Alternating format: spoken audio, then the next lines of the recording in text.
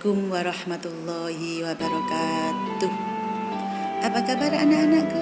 Semoga kalian sehat-sehat selalu kan? Masih semangat dalam mengikuti pembelajaran bahasa Indonesia. Untuk pertemuan kali ini, marilah kita bahas tentang literasi buku fiksi dan non-fiksi bahasa Indonesia kelas 9. Sebelum pembelajaran kita mulai, seperti biasa kita membaca doa dulu. Semoga mendapatkan perlindungan dari Allah Subhanahu wa taala dan mendapatkan ilmu yang bermanfaat. Berdoa mulai. Berdoa selesai. Anak-anakku yang saya sayangi, pagi hari ini kita membahas literasi buku fiksi dan non-fiksi bahasa Indonesia kelas 9 disusun oleh Samratul Hidayah MPD. Literasi buku fiksi dan non-fiksi. Kompetensi dasar 3.14 menelaah hubungan unsur-unsur dalam buku fiksi dan non-fiksi. Yang kedua, kompetensi dasar 4.14 menyajikan tanggapan terhadap isi buku fiksi non-fiksi yang dibaca. Tujuan pembelajaran: setelah mengikuti pembelajaran tentang literasi buku fiksi dan non-fiksi, kalian diharapkan dapat 1. Mendata bagian isi yang akan ditanggapi, penggunaan bahasa, unsur intrinsik cerita, dan bagian-bagian buku fiksi. Yang kedua, menyusun tanggapan dalam bentuk cerita, dalam kurung, alur, tokoh, tema, latar, amanat. Kebermaknaan buku, pilihan kata, gaya bahasa, penggunaan bahasa, dan tanda baca atau ejaan. Yang ketiga, menyajikan komentar terhadap buku fiksi yang dibaca. Hubungan antar unsur dalam buku fiksi dan non-fiksi. Unsur dalam buku fiksi maupun non-fiksi memiliki hubungan saling terkait. Hubungan antar unsur dalam sebuah buku fiksi membentuk satu kesatuan padu dan runtut. Sementara itu, hubungan antar unsur dalam buku-buku non-fiksi membuat isi buku padu dan mudah dipahami pembaca. Unsur-unsur buku fiksi yang dapat ditelaah diantaranya: 1. Bagian sampul buku, bagian depan sampulnya.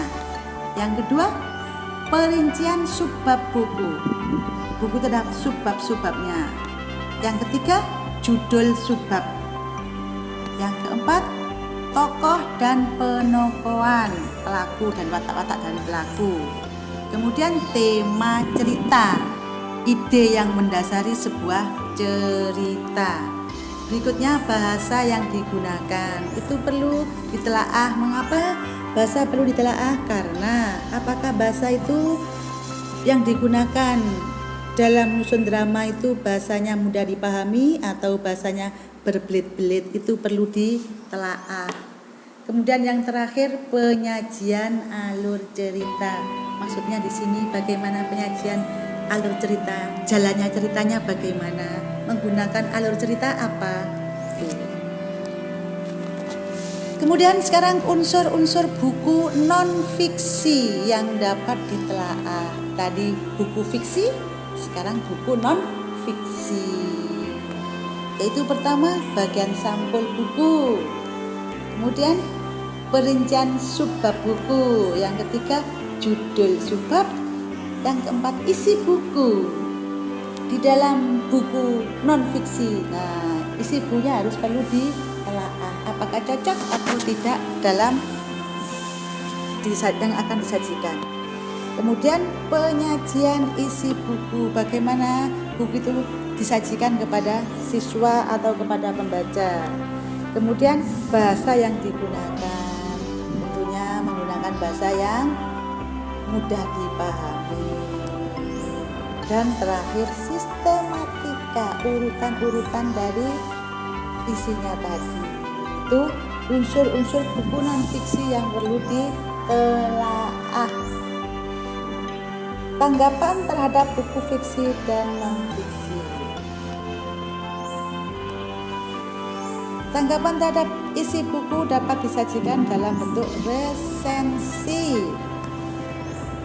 Resensi merupakan salah satu bentuk tulisan jurnalistik populer yang memiliki aturan-aturan penulisan.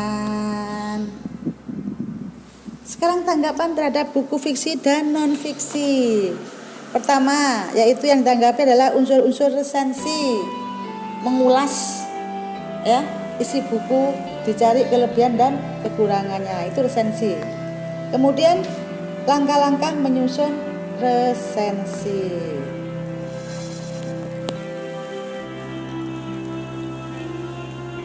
Unsur-unsur resensi. 1. Judul buku. Judul resensi harus sesuai dengan keseluruhan isi resensi. Yang B, identitas buku yang meliputi judul buku, jenis buku, penerbit, tahun terbit, jumlah halaman, dan harganya. Yang C, pendahuluan atau pembuka resensi. Di sini biasanya mengemukakan tema dan deskripsi buku secara singkat, tuh ya. Kemudian yang D, isi resensi bagian dengan kutipan secukupnya.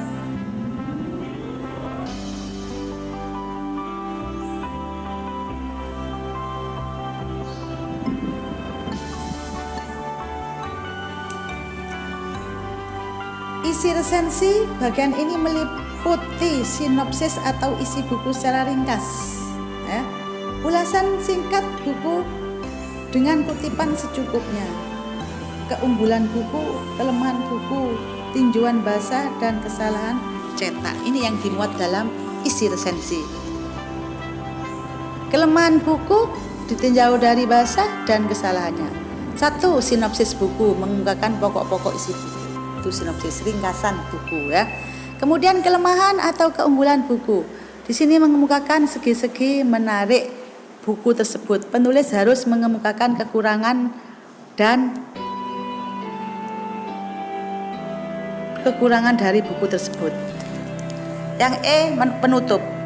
Penutup ini berisi buku itu penting untuk siapa dan mengapa. Untuk siapa buku itu disajikan dan mengapa disajikan. Nah, itu namanya penutup. Syarat-syarat menyusun sebuah resensi. A. Ada data buku meliputi nama pengarang, penerbit, tahun penerbit, tebal buku. Nah, itu termasuk data buku. Kemudian yang kedua, pendahuluan. Perbandingannya karya sebelumnya, biografi pengarang, atau unsur yang berhubungan dengan tema atau isi. Yang ketiga, ada ulasan singkat terhadap buku tersebut. Yang keempat, harus bermanfaat untuk pembaca pada umumnya. Itu syarat-syarat sebuah resensi. Kemudian langkah-langkah menyusun resensi. 1. Membaca dan memahami isi buku yang akan diresensi. Supaya kamu bisa menyusun resensi, kamu baca dan kamu pahami buku itu. Yang kedua, menyampaikan atau menyajikan fiksi buku tersebut seperti judul, pengarang, harga. Nah, kemudian yang ketiga, menggambarkan isi buku secara keseluruhan, bab per bab termasuk maksud dan tujuan penulisannya. Yang keempat, membahas atau mengeritik fisik buku tersebut, baik dari segi redaksi, desain, grafis, atau pemilihan huruf, ukuran huruf atau poin, perwajahan atau layout, light grafis atau light maupun sampul atau cover. Yang kelima, memberi pendapat tentang keunggulan dan kelemahan isi buku. Tentunya langkah-langkah menyusun itu kamu bisa memberikan kelemahannya buku itu apa, kekurangannya apa, kelebihannya apa, itu ya. Mengajak pembaca untuk membaca buku tersebut beserta manfaat yang akan didapatinya. Setelah membaca itu, kemudian manfaatnya apa? Harus tahu karena setelah membaca. Di sini ada buku fiksi dan non-fiksi yang meliputi tanggapan terhadap buku fiksi dan non-fiksi, hubungan antar unsur buku fiksi dan non-fiksi. Tanggapannya langkah-langkah menyusun buku fiksi dan non-fiksi, langkah-langkah menyusun tanggapan buku non-fiksi. Hubungan antar unsur buku fiksi dan non-fiksi, semua bagian dalam buku, judul dengan daftar isi, pendahuluan, antar bab, isi, dan simpulan berkaitan.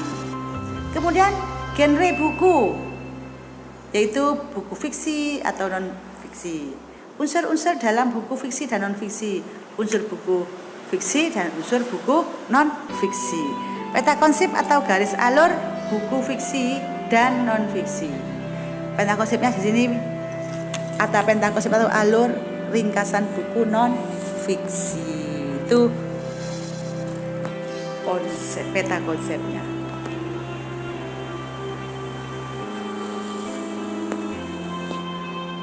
Demikian penjelasan buku fiksi dan buku non-fiksi. Mudah-mudahan kalian memahaminya dengan jelas. Semoga bermanfaat. Amin. Terima kasih. Assalamualaikum warahmatullahi wabarakatuh.